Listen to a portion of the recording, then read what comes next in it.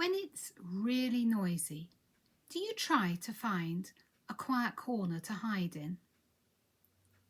When it's really quiet, do you try to find someone to talk to?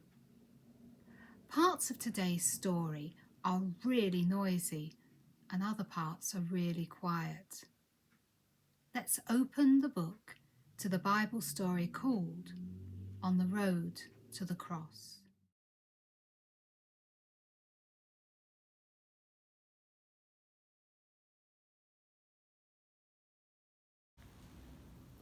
Sometimes it was quiet, and sometimes it was noisy. Sometimes there was shouting, and sometimes there was silence.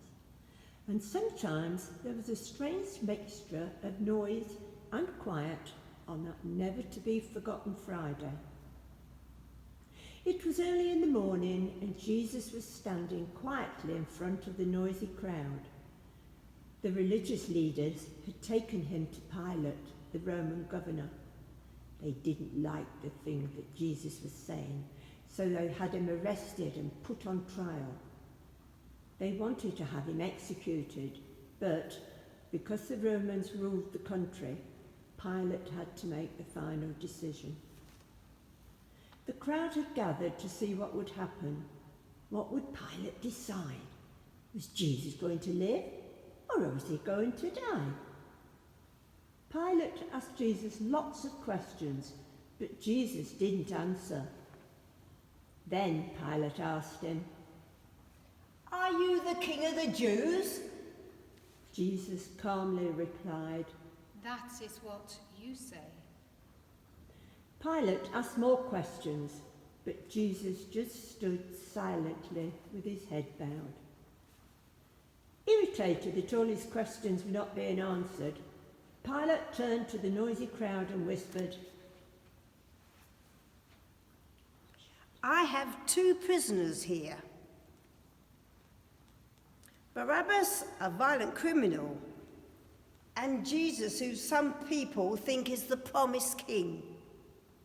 The crowd went quiet and listened carefully to what Pilate was saying. "Today, He continued, I can set one of them free. You choose. Which one shall it be, Jesus or Barabbas?" "Barabbas!" the religious leaders whispered to the crowd. "Barabbas!" The crowd shouted to Pilate. "Free Barabbas!" The religious leaders whispered to the crowd. Free Barabbas! "Free Barabbas!" The crowd shouted again. "And Jesus, Pilate asked them. what shall I do with him?" "Crucify him!" The religious leaders whispered to the crowd. "Crucify him!" The crowd shouted back to Pilate. "Why? Asked Pilate. What has he done?" But the crowd wasn't listening. They just shouted all the more. "Crucify him!"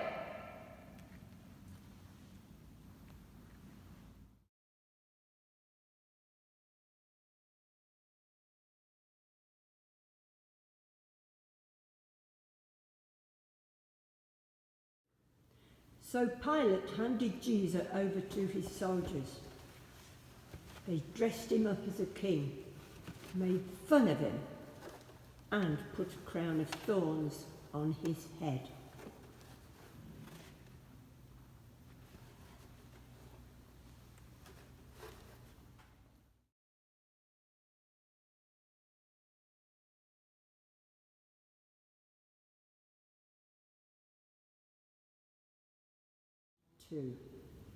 When the soldiers had finished, they put a heavy wooden beam across his shoulders and led him away to be crucified. The streets of Jerusalem were noisy. They were full of hustle and bustle, and there were people everywhere. The heavy beam part of his cross weighed Jesus down as he staggered through the crowds. So the soldiers grabbed a man called Simon, an African visitor to the city, and made him carry the beam. Jesus followed silently, as they struggled through the noisy crowds. Soon they came to Golgotha, the place where criminals and rebels were executed.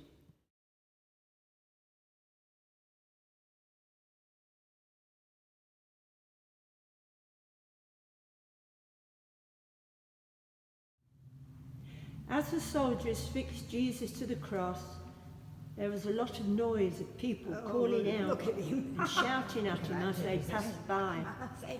Save yourself if you can! Some of the religious leaders stood by and mocked him. Come down from the cross, then we'll believe you. But Jesus didn't reply. He just hung there silently.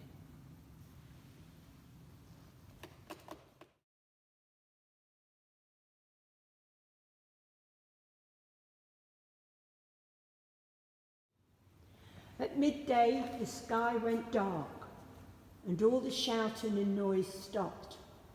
Everyone was really quiet. No one understood what was happening. Then, at 3 o'clock on that never-to-be-forgotten Friday, Jesus himself called out twice, each time a prayer to God, his Father, and then he died. The Roman centurion in charge of the soldiers was amazed at what he had seen and exclaimed, "This man really was the Son of God."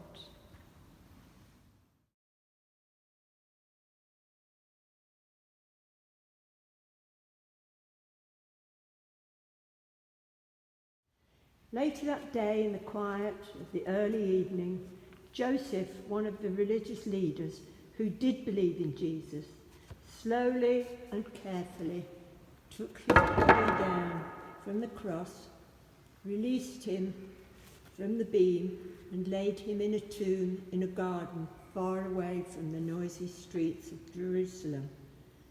And there it remained silently all through the next day.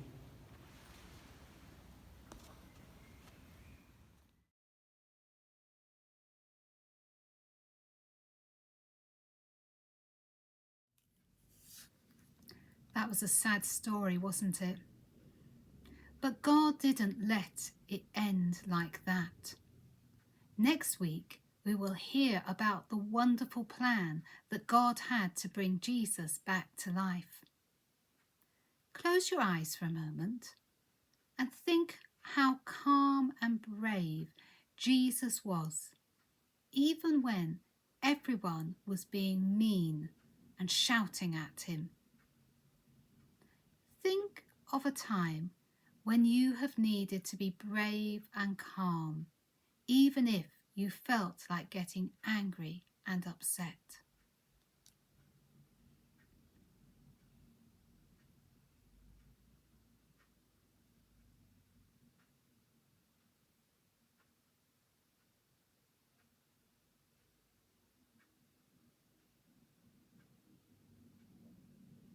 Now, I'm going to say a prayer, and if you want to make it your prayer, say Amen at the end. Dear God, thank you that we can ask for your calmness when we might want to get angry and fight back. Amen. Thank you for listening to our story today, and we'll see you next time. Bye.